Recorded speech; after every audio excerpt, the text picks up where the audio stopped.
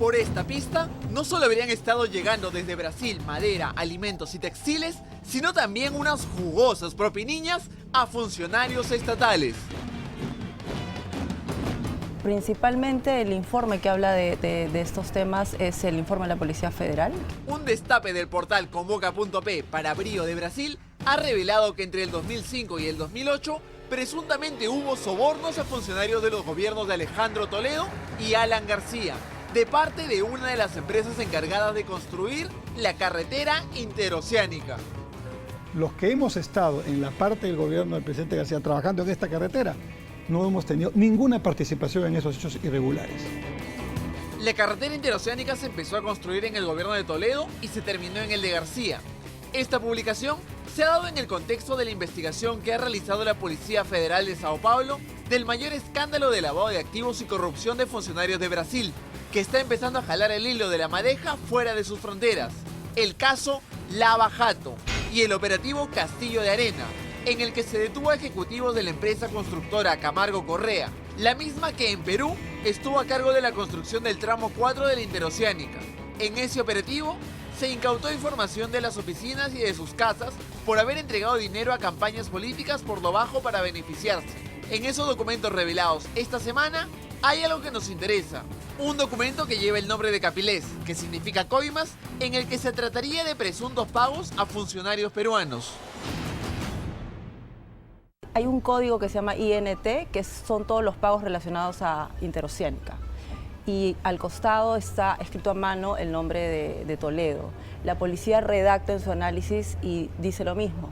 Hay presuntos pagos a una persona de apellido Toledo y menciona otros nombres, entre ellos los de un directivo de Camargo, ¿no? Que estaba trabajando en esos días, ¿no? Que es el señor Vanderlei.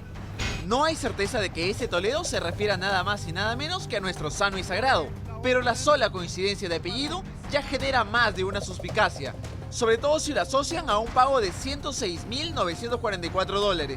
La policía brasileña ha encontrado información que sugiere que $15.277 serían pagos al contado y los 91.667 restantes a través de la Operación Cabo para lavar el dinero. Según la información que revelaron, el pago se hizo en 3 primeras partes entre mayo y julio del 2006. Pedimos una entrevista con un vocero de Perú Posible que pueda explicar el asunto técnicamente, pero no nos atendieron. El otro implicado en este documento es Marcos de Moura Wanderley, el representante de Camargo Correa en Perú en esos años. Pero los supuestos pagos habrían seguido durante la gestión de García. Sí se habla de pagos mensuales durante 6 meses en el 2007, que es un periodo muy interesante, porque aquí en Perú lo que estaba pasando era que las empresas estaban pidiendo aumento del presupuesto. Esos pagos habrían sumado $1.050.000. Los apristas dicen que no hay forma de que ellos hayan participado en estas supuestas coimas, pues fue Toledo el que firmó las concesiones de los 3 tramos de la interoceánica en los que participaron las empresas brasileñas relacionados al escándalo Lava Jato. Pero fue durante el régimen aprista que el presupuesto de la carretera se incrementó en poco más de $1.000 millones. Entiendo tu suspicacia, pero yo te confirmo con toda contundencia con el argumento al revés. No eran las empresas brasileras y las otras, porque ya habían 5 tramos que estaban trabajándose, las interesadas, digamos, principalmente en que terminara el trabajo. Era el Estado peruano el interesado en hacer bien esta obra. Subió porque el monto que finalmente quedó es el monto con el que debió empezar, si hubiera tenido los estudios a tiempo. El presupuesto inicial que Toledo había designado a la interoceánica fue de $800 millones. Lo que dicen los apristas es que como Toledo empezó la obra sin estudios, el presupuesto que se había proyectado era muy inferior al requerido. Cuando negociaron los costos adicionales, las empresas querían que los gastos generales que se producen por los campamentos lleguen al 40%, pero la entonces ministra de Transporte, Verónica Zavala, consideraba que solo debían llegar hasta el 27%. No llegaron a un acuerdo y cuando entró Enrique Cornejo, él aceptó que se eleven hasta el 37%. ¿Por qué con Zavala es una opinión determinada y por qué con él es distinto?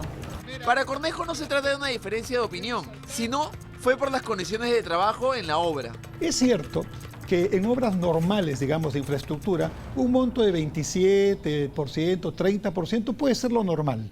pero en obras de esta envergadura, en megaobras, tranquilamente puede ser 40 o más del 40% dependiendo de las circunstancias. Se ha dicho que la carretera interoceánica ya se investigó en el Congreso en la comisión que encabezaron Aurelio Pastor y Juvenal Silva y que no se pudo comprobar irregularidades. Pero también hubo una comisión encabezada por Isaac Serna en la que sí se encontraron graves irregularidades en la carretera que incluían hasta responsabilidad política en Pedro Pablo Kuczynski. También se ha dicho que el caso Castillo de Arena ya se ha archivado en Brasil y que por eso no vale la pena esta investigación. Pero eso no es del todo cierto. El Castillo de Arena, en efecto, llegó a la Corte Suprema y las empresas lo que han hecho es presentar recursos para invalidar la forma en que se obtuvo las pruebas, básicamente la incautación. Pero en ningún momento ha quedado demostrado que eso es falso. La Fiscalía ya dispuso abrir una investigación por el caso que podría incluir a García y a Toledo. Solo queda ver hasta dónde se podrá comprobar los vínculos de este escandaloso caso.